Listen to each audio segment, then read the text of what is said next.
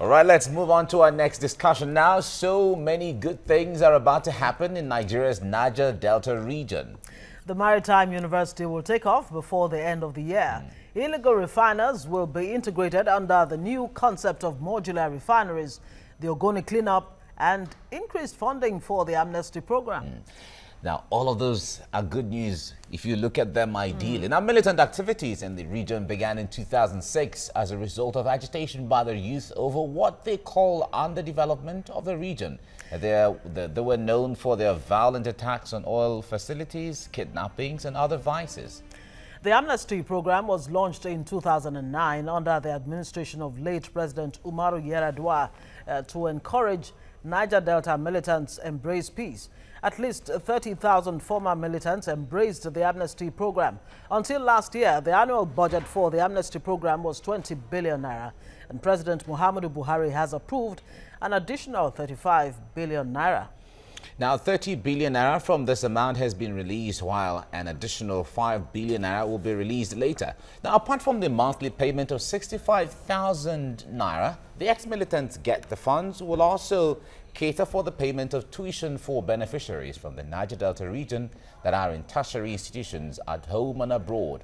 It would also be used for payment of in-training and hazard allowances and vocational training costs, as well as support the training of pilots, aviation engineers, technicians, and motor vehicles mechanics from the oil-producing communities. It's a bag of good things for the Niger Delta region indeed. Now, joining us from our Port Harcourt studio is a security analyst and former chairman, Police Community Relations Committee, Rivers State, Kaska Ogosu. And joining us also via Skype is a former president of the Joy Youth Council, Chris Ekio. Good morning, gentlemen, and it's good to have you on the show. Okay, now, so 35 billion naira now for Amnesty program, up from 20 billion naira. Is this automatically, does this mean really that things are really going to get better? Is it really about throwing money to the problems, or there is more that is required for the problem of the Niger Delta to be solved?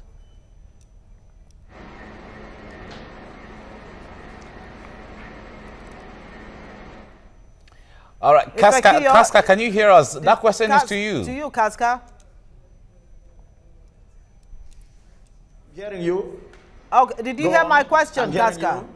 Did you hear my question? No, please. I think. Okay, I'll just I'll rephrase and be as brief as possible. 35 billion naira now for the Amnesty program. My question really is, now that the budget for the Amnesty program has been upped by government, does that translate automatically to better things in store for that part of the country?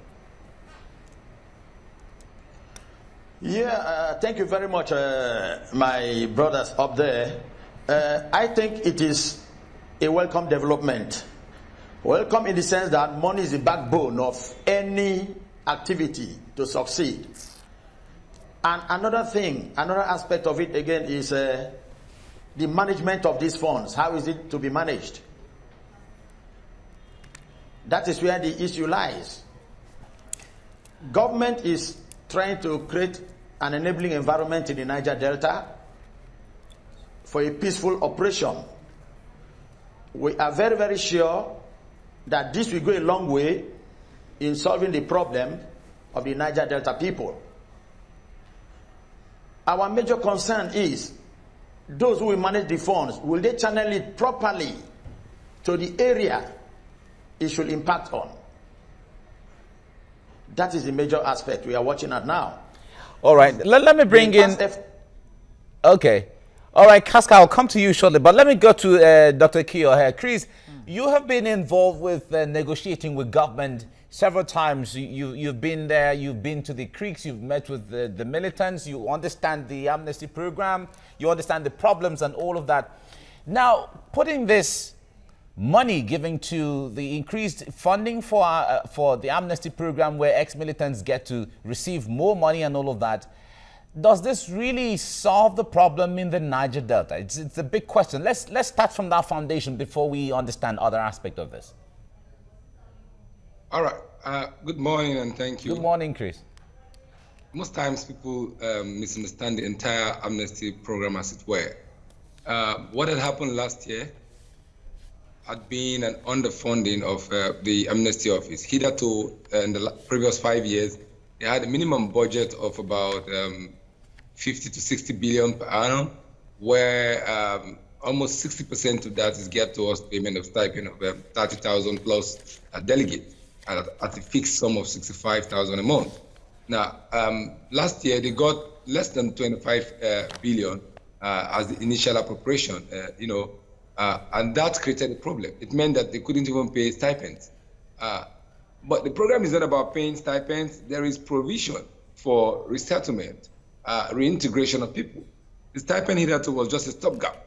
While they're in training and while they are being rehabilitated, they should earn a living and take care of their family. I haven't taken them out of the creek where they hitherto earn their living from. Now, the balance of that money was supposed to be used for training and then eventually exiting the amnesty delegates, that's the ex-agitators. Unfortunately, for reasons best known to the National Assembly and the President at that time, maybe because they didn't have an understanding of the program, because they were just coming back and they were just getting into office, they undercut the budget.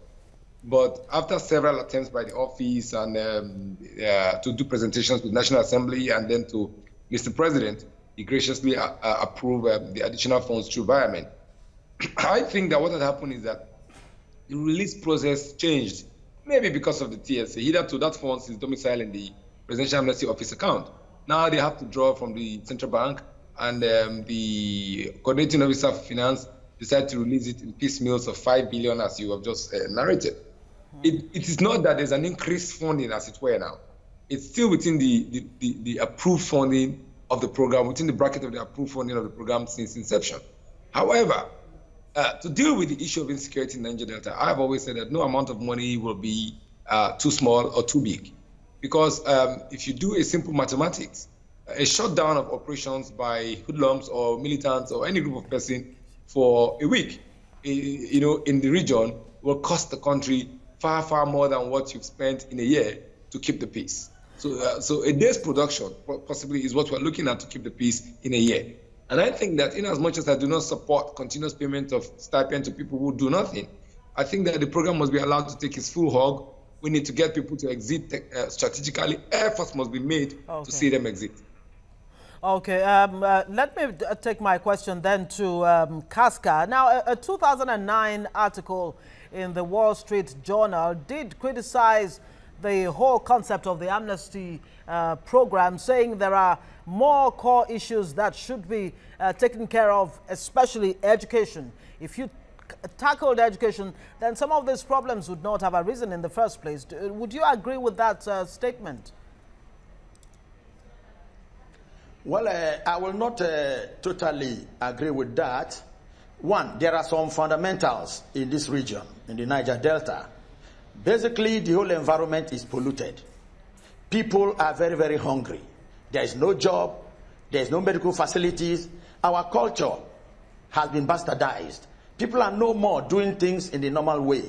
Remember, there are over 5,000 kilometers of pipeline crisscrossing the Niger Delta area.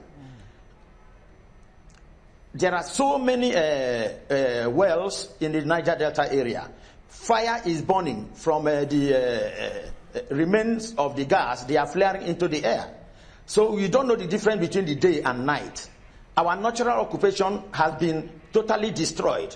Basically, here we are farmers, we are fishermen, we are hunters. Nobody takes part in such activities any longer. The Niger Delta has been invaded by these oil companies, and so everybody has lost their sense of bearing and belonging. Now, education, yes, is very, very good. An educated community or society is an added advantage to the people. How do you get education in an empty stomach?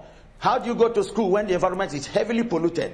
In the state here, in my state, River State, black soot all over the place. Some days you wake up, you can't even wipe your nose. In the nursery, you find very, very black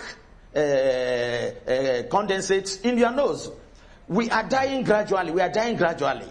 So whatever government is doing in the name of amnesty, so that people in the Niger Delta can have a little way of survival, it is in a good direction. Education is good, but before education, you must survive.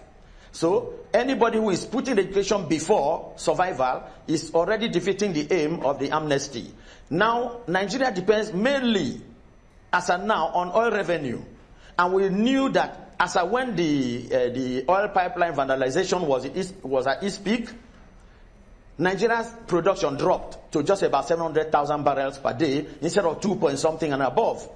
Now that the amnesty set in the wisdom of the late President Musa Yar'Adua in 2009, things started to normalize. People are happy.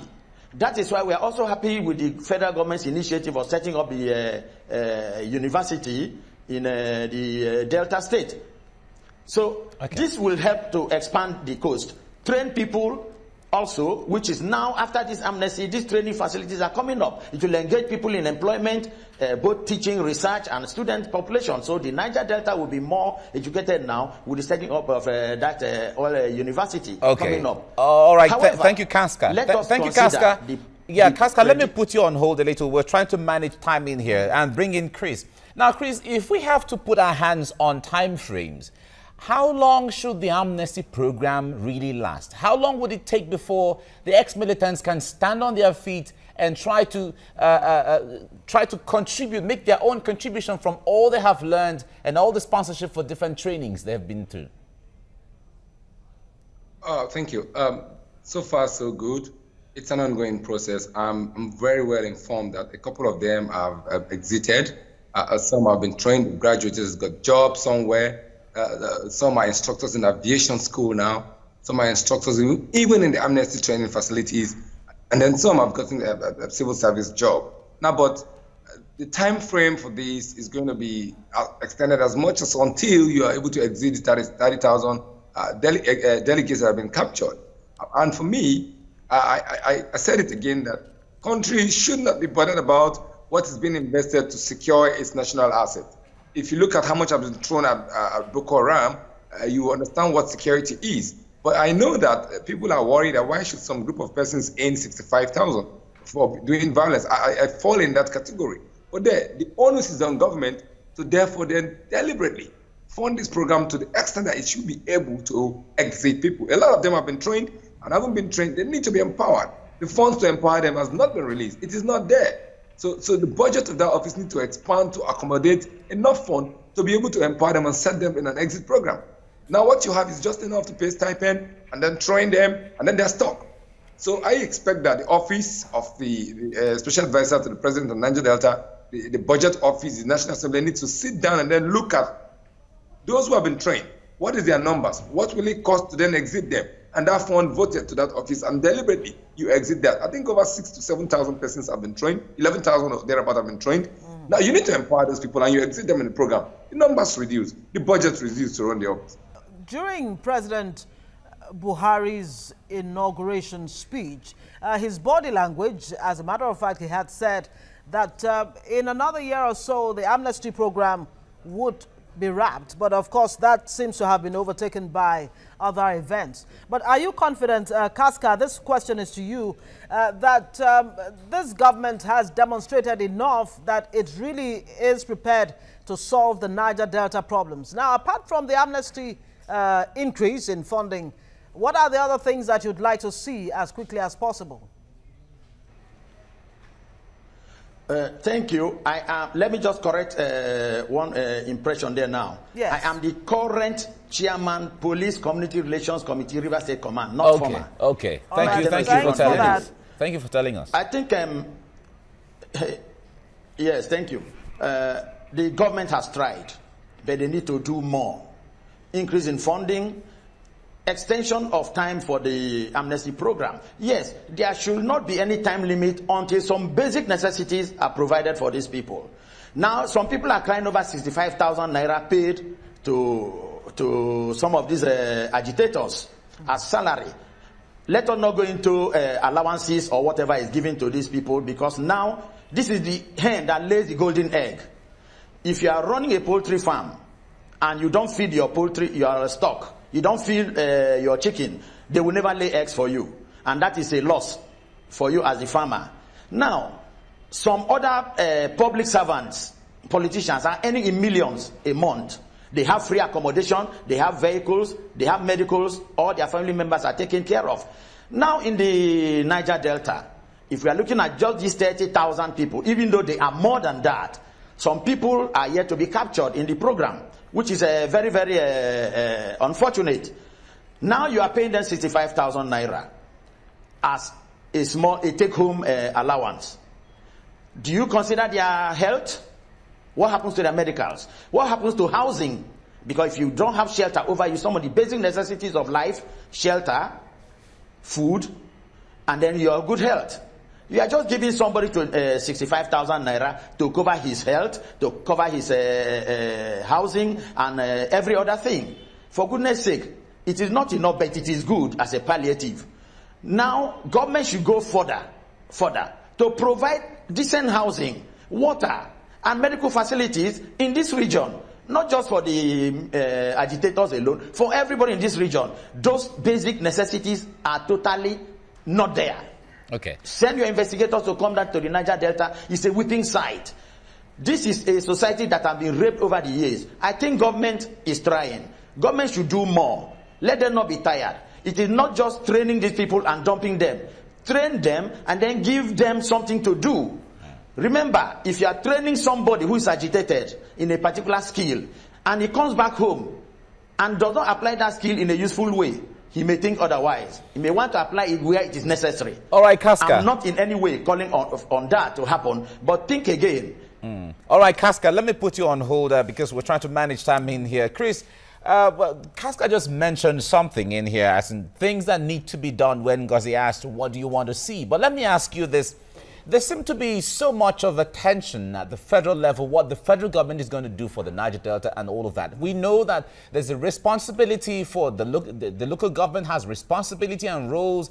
The state government has responsibility and roles. And attention is not shifted sometimes to the immediate state government and local government as to what they can do to make contributions to the people in the Niger Delta. Yeah, let's not mix up. The issue here is oil and asset or oil resources and the Niger Delta. It is the federal government that have the statutory right constitutionally to receive oil revenue and share same.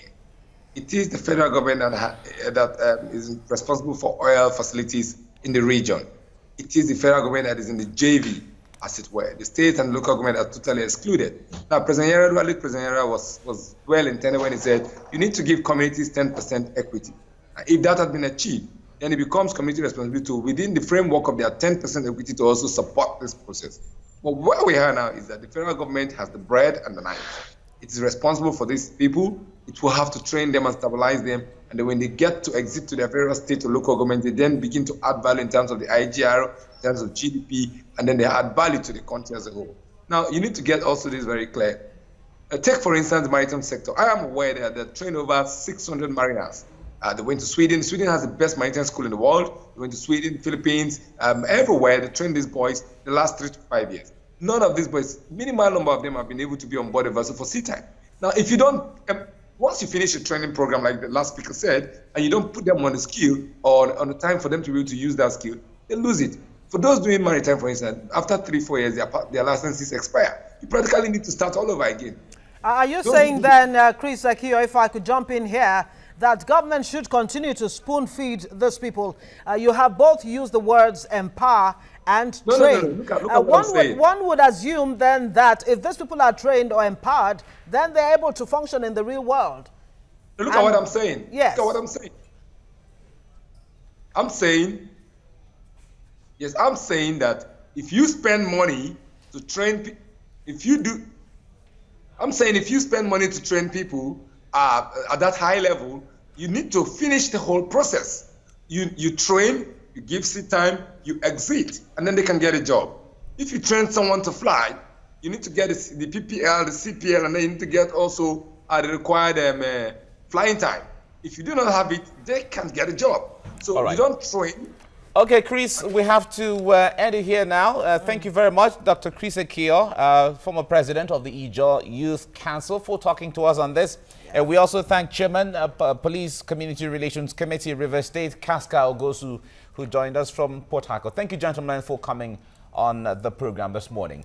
We'll be going on break. Yes, indeed. They will take that break and come back with more on TVC Breakfast. Stay with us.